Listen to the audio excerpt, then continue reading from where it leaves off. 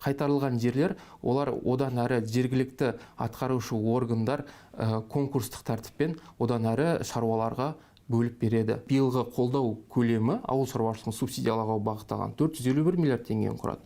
Жалақы көтеріледі жалпы кезең-кезегімен. Субсидиялауды бөлудің қолжетімділігін ашықтығын қамтамасыз етуге тиіс бұл. Кооперация құруға ешқандай қазіргі таңда заңнамалық тұрғыдан ешқандай шектеу жоқ. Биылғы күтілетін нәтиже 13,4 миллион тонна бидай биыл түсу керек қамбаға. Ауыл шаруашылығы экономиканың тірегі негізі. Биылғы президент жолдауында да осы мәселе асты сызылып тұрып қозғалып, субсидия мәселесіне, жалпы ауыл шаруашылығы саласына қатты көңіл бөлу керек екенін президент Қасым-Жомарт Тоқаев өзі атап өткен көрдіңіздер. Сәлеметсіздер ме? Бұл талқылайтын мәселе. Студияда Гүлназ Томашқызы. Бүгін студия қонағы Қазақстан Республикасы Ауыл шаруашылығы министрлігі өңірлерде агроөнеркәсіптік кешенді дамыту және кооперация басқарма басшысының міндетін атқарушы Тілебалдин Олжас Батырханұлы. Қош келдіңіз. Президент жолдауын көрдіңіздер. Бұған дейінгі жылдарда да ауыл шаруашылығына қатысты нықтап тапсырмалар берген бәріміз білеміз. Биылда тыс қалдырмады. Субсидия мәселесін жақсылап қолға алу керек деді. Жалпы бұл салада қандай жаңалықтар болып жатыр субсидияны бөлуде? Сұрағыңызға рахмет. Қысқаша тоқталып өтейін. Биылғы жылы жаңа өзіңіз айтып өткендей Қазақстан Республикасының президенті ауыл шаруашылығының маңызды екенін және оған көңіл бөлуді ерекше атап өтті. Ағымдағы жылы жұмыс тобы, субсидияларды реформалау туралы жұмыс тобы жұмысын жалғастырып жатыр. Ол былтыр президент мемлекет басшысының тапсырмасымен құрылған болатын. Қазіргі таңда жұмыс тобының 7 отырысы өтті.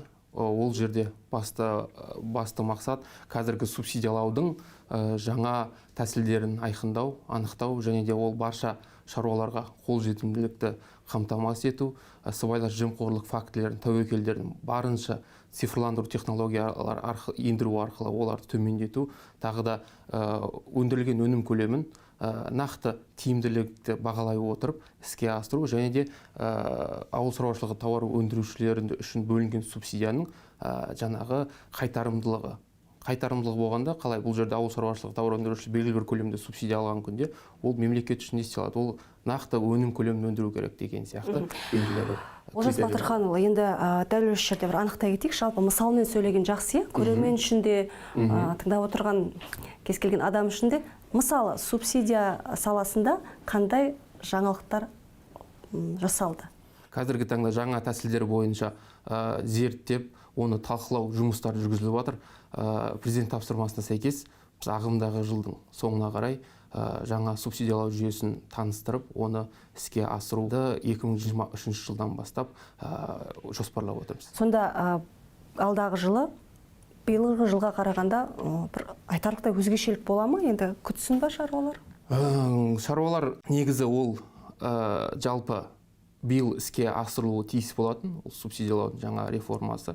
Алайда мынау қазіргі таңдағы көктемгі жаңа геосаяси жағдайлар, одан басқа әлемдегі түрлі тұрақсыздық, нарықтағы тұрақсыздық салдарынан биылғы жылы субсидиялаудың қазіргі тетігі қалдырылды.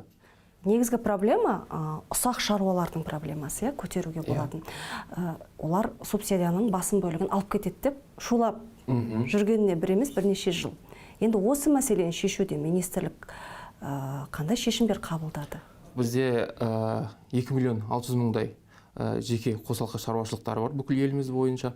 Одан бөлек 260,000-ға жуық шаруа қожалықтары бар. Ол орта, ірі, шағын шаруа қожалықтары, ауыл шаруашылығы субъектілері. Олардың 260,000-ға жуық ауыл шаруашылығы субъектілерінің бүгінгі таңда 15-20% тұрақты түрде мемлекеттік қолдау шараларын алады екен. Жүргізілген зерттеулерге, жүргізілген талдауларға сәйкес. Осыны президент бізге қалай? Сол 15-20%-ды жалпы 100% көлемде, яғни бәріне қол жетімді болу шараларын тапсырды.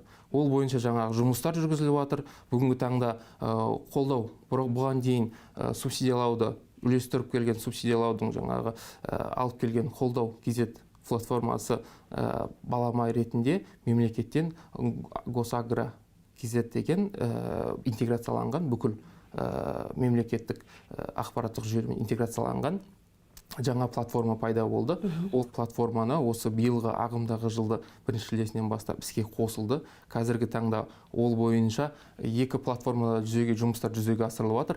Бұл жерде бір артықшылық Госагро-KZ-тің, яғни ол басқа мемлекеттік органдардың ақпараттық жүйелерімен интеграцияланған, шаруалар үшін мейлінше құжаттарды жинау деңгейі төмендеді, яғни артық құжаттарды ол системадан автоматты түрде өзі жаңағы алады. Шаруаларда тек қана белгілі бір көлемде уақытты қысқартты ол кісілердің, оларға субсидиялауды бөлудің қолжетімділігін, ашықтығын қамтамасыз етуге тиіс бұл. Тиіс, бірақ іс жүзінде қазір қолдау KZ-пен жаңа айтып отырмын ғой, кез келген жаңағы ақпараттық жүйе ол жұмыс істей келе белгілі бір кемшіліктері орын алуы мүмкін. Қазіргі таңда қандай да бір жергілікті органдар тарапынан болсын, жергілікті атқарушы органдар, шаруалар тарапынан болсын, кез келген ұсыныстар мен ескертулер ол қазіргі таңда қарастырылады. Ол бойынша жұмыстар жүргізіліп, оны ары қарай күшейту, оны ары қарай дұрыстау мәселелері дұрыс. Мемлекетке босқа өкпелей беруге де болмайды. Мемлекет бөледі. Ауыл шаруашылық министрлігі бөледі. Оған қатысты бір артық әңгіме айтудың да негізі реті жоқ. Бірақ бөлінген қаржының қалай игерілуі ғой мәселе. Қазіргі таңда жұмыс жүргізіліп жатыр. Бір ғана мысал, қазір биылдың өзіне ауыл жылдың соңына дейін 285 инвестициялық жоба жоспарланған, іске асыру 260 миллиард қаражатқа жуық. Олардың көбісі, инвестициялық жобалардың көбісі мемлекет тарапынан субсидиялау, мемлекеттік қолдау шараларымен қамтамасыз етілетін болады. Белгілі бір инвестициялық жобалардың көлемі өте үлкен болуы мүмкін. Себебі оның өзіндік құны миллиард теңгені асуы мүмкін. Оны білеміз. Ал кейбір шағын шаруа қожалықтардың қажеттілігі ары кетсе 500 мың теңге болуы мүмкін. 200 миллион бір адамға кетті, одан да оның тиімді жолы бірнеше адамға ең болмағанда 10 миллионнан, 13 миллионнан бөліп берейік дейді. Неге осыған араласпайды деген реніш бар, министрлікке? Олай айтуға тағы да болмайды. Бізде жаңағы ақпараттық жүйеде лист ожидания деген белгілі бір қызмет көрсету парағы бар, күту парағы. Яғни сіз биыл қажеттілік сізге 1 миллион теңге болмаса 10 миллион теңге болды, алайда белгілі бір қажеттілік қаражаттың жетіспеуі себебінен сіз аламай қалсаңыз, сіз күту парағына кезекте тұрасыз. Оны білеміз. Күту парағына.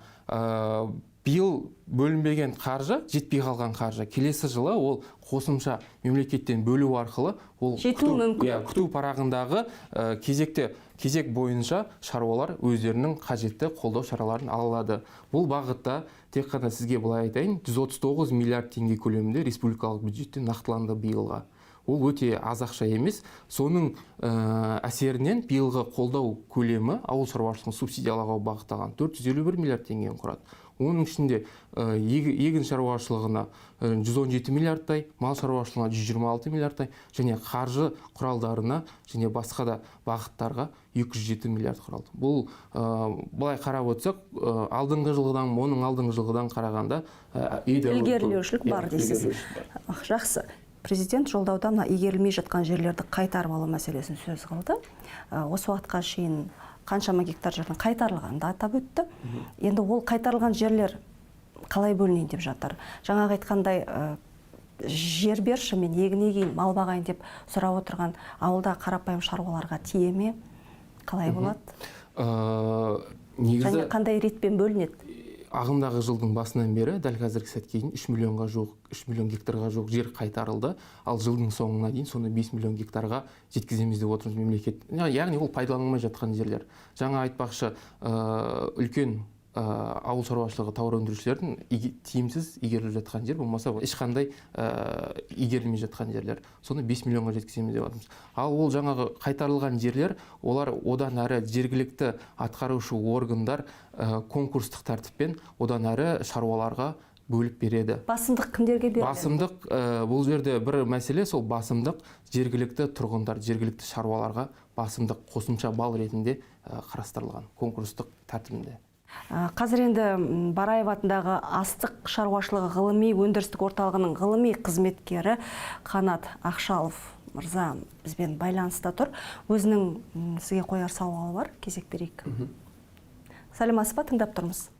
Ғылым мен өнеркәсіп арасын байланыстыру, жаңарту, және де ғылымдардың нәтижелерін тезірек диқандардың алқаптарына өңдеу үшін жаңа шаралар қажетті. Осыған орай диқандар жаңа технологияны жылдам қолдау үшін бір жағынан субсидия бөліну керек, бір жағынан салық жағынан жеңілдету болу керек, екінші жағынан ғылымға да пайда болушы еді.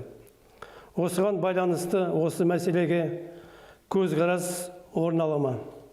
Қазіргі таңда ғылымсыз, инновациясыз ешқандай саланың белгілі бір жетістікке жету мүмкіндігі онсыз төмен деп айта аламын. Сол себепті ауыл шаруашылығына да белгілі бір көлемде ғылымды дамытуға, инновацияны дамытуға қаржылай қолдау шаралары іске асырылады. Яғни ол мақсатты түрде қаржыландыру бағдарламасы аясында жүзеге асырылады. Оның көлемі 8 миллиардқа жуық теңгені жуықтайды. Яғни ол кез келген осы отандық ғылыми ұйымдар ауыл шаруашылығы саласындағы өздерінің жаңа ғылыми жаңалықтарын, болмаса жаңа ұсыныстарын енгізуге тағы да басқа бағыттар бойынша конкурстар жарияланады. Сол конкурстарды нәтижесі негізінде ол ұйымдарға белгілі бір қаражат көлемі бөлінеді.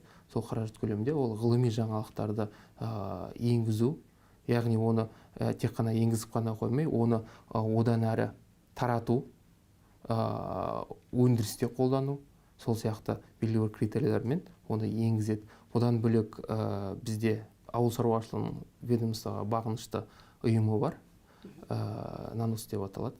Сол ұйымда биылғы таңда ұлттық жоба аясында білімді таратудың өзінің бағдарламасы бар. Яғни ол бүкіл ауыл шаруашылығының бағыттары бойынша ауыл шаруашылығы тауар өндірушілеріне семинарлар, вебинарлар жүргізу арқылы білім тарату, яғни жаңалықтарды, оның ішінде жаңа тұқым сынамасы болсын, тағы да басқа жаңалықтар болсын, оны ауыл шаруашылығы тауар өндірушілеріне олардың тиімділігін, олардың ғылыми жетістіктерін түсіндіру арқылы оны өндіріске енгізуді ары қарай насихаттайды. Күз келіп қалды, келіп қалған жоқ. Егін ору науқан басталады. Әдеттегідей дизель отынына қатысты. Халық не істерін білмей жүр, Айта алтайды, жамалапам қартайды деген мәселе ғой. Биыл да солай. Осы мәселені алдын ала шешу үшін арнайы бір қорлар бар шығар, Сізге бір мәселені айтып өтейін, яғни дизель отынның тапшылығы деп шаруалар жалпы айтады. Бұл жерде бір мәселе бар.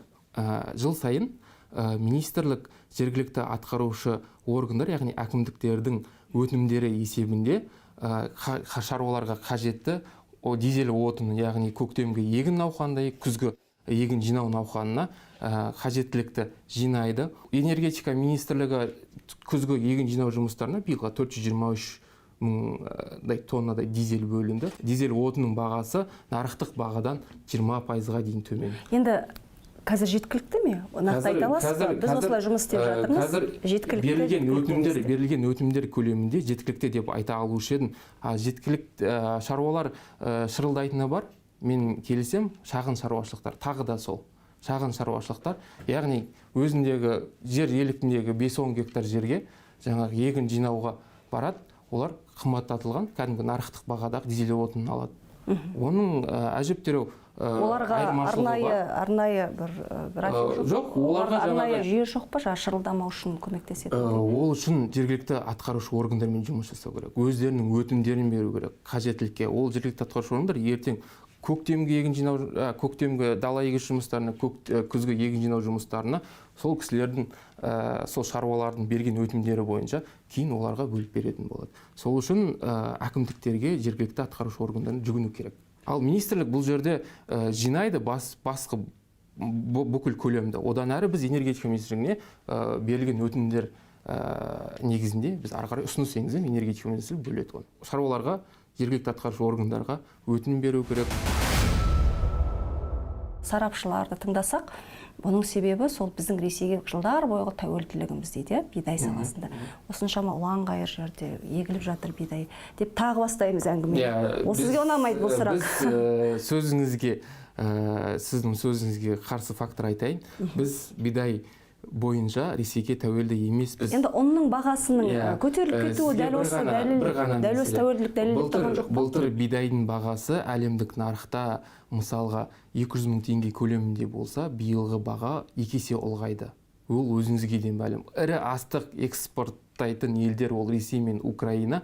Қандай жағдай болып жатқанын білесіз. Сол себепті әлемде астық тапшылығы сезілді. Сол себепті астықтың бағасы ұлғайды. Яғни ол біздің бидай бойынша біз өз-өзімізді 100% қамтамасыз ете отырып, жыл сайын 6-7 миллион тоннаға дейін біз бидайды экспорттауға шамамыз келеді. Биылғы күтілетін нәтиже 13,4 миллион тонна бидай биыл түсу керек қамбаға. Ал оның ішкі тұтыну нарығы, яғни ол оның болсын, халықтың тұтынуы болсын, мал шаруашылығы болсын, біздің ішкі тұтынуымыз 6,5-7 миллион тонна көлемінде. Ет саласына өтейікші, мынау мал өсірушілерге қатысты. Ет бойынша бізде қамтамасыз ету, сиыр еті, қой еті бойынша бізде толықтай қамтамасыз етіп отырмыз. Ет экспортының нарығын кеңейтуіміз керек. Себебі біздің әлеуетіміз оған жеткілікті. Кеше президент те атап өтті, осыны бірігу керек деп. Бірігу керек. Мысалы, бір ауылда 100-ге тарта жеке қосалқы шаруашылықпен 100-ге тарта шаруа қожалығы бар десеңіз, егер олардың бәрі біріксе, өзіңіз ойлай беріңіз, қандай әлеует. Олар несиесінде төлеуге көмек болар еді, техника да алады, жаңа техника да алады. Бірақ біздің менталитет әлі дайын емес екен. Ол сөзіңіздің жаны бар. Келісем, бұл сөздің жаны бар. Себебі халықтың әлі де сенімсіздікпен қарайтыны бар кооперацияға. Себебі олар кезінде 90 жылдардан көрді ғой. Жер алды, кішкене ғана өзінің дөңгелетіп отырған шаруасы бар. Сондай кішігірім шаруамен әлі ірлендіруге нақты дайын емес. Ал оны ірлендіру үшін қазіргі таңда біз қолға алып жатырмыз түсіндіру жұмыстарын. Аманат партиясының бағдарламасы болған. Осы бүкіл ауыл шаруашылығы саласын кооперативтендіру арқылы әр ауылда сондай өзінің бірнеше талаптан тұратын бағдарлама болды. Ол бізде 2025 жылға дейін халықтың табысын арттыру жөніндегі бағдарламаға енгізілді. Бүгінгі таңда ол бойынша ауыл әкімдерінің компетенциясын арттыру бойынша оқыту жұмыстар жүргізіліп жатыр. Кооперация деген қатты насихатталды. Қаражат бөлінді. Бірақ тағы да одан қарапайым халық пайда таба қоймапты. Кооперацияға бөлініңіздер деп, жаңа өзіңіз айттыңыз ғой, ақша жергілікті тармаққа кетеді деп. Кооперация құрайық кел деп, ауыл шаруашылығына ешқандай қатысы жоқ. Біреудің танысы, біреудің бауыры, біреудің балдызы деген сияқты адамдар жиналып кооперация құрған. Қазір кооперацияда жоқ, малда жоқ, егістікте жоқ, дәнде жоқ. Сондай болмай ма? Бұл жерде кооперацияға сөзіңізге қосылам, шындық бар. Бірақ мен айта кететін мәселе, шаруалар, ауылдың кісілері кооперацияға өздері дайын болу керек. Тағы да айтам, әкімшілік тәсілмен біз кооперацияны бар, бір ауылға бір кооперацияны құрып қоя алмаймыз. Себебі ол өте тиімсіз. Әкімшілік тәсілді білесіз, қандай жүргізіп жүреді. Дайын болды дегенде дайындар болған. Кооперация құруға ешқандай қазіргі таңда заңнамалық тұрғыдан ешқандай шектеу жоқ. Ветеринар мамандардың жалақысын көтеру керек деген мәселе көтерілді. Жалақыны көтеру ол бүкіл мемлекеттің саясаты ғой. Ол кез келген жаңағы маманның болсын, кез келген адамның болсын, өзінің негізгі қажеттіліктеріне жұмсалады ғой. Сол себепті ол жалақы көтеріледі жалпы кезең-кезегімен. Кез келген ветеринариялық мекеме коммерциялық негізде жүзеге асырылатын қызметтер негізінде содан түсетін пайданы ветеринариялық мамандардың қосымша ақысына үстеме ретінде бөліп беруге құқысы бар негізі. Ал мемлекет тарапынан жалпы бұл бағытта жұмыстар жүргізілуде. Жақсы, бүгін келіп сұрақтарға нақты жауап беруге тырысқаныңызға Рахмет. Сонымен бүгін біздің студиямызда қонақта болған Қазақстан Республикасы Ауыл шаруашылығы министрлігі өңірлерде агроөнеркәсіптік кешенді дамыту және кооперация басқарма басшысының міндетін атқарушы Олжас Батырханұлы қонақта болды. Келесі кездескенше, қымбатты ағайын.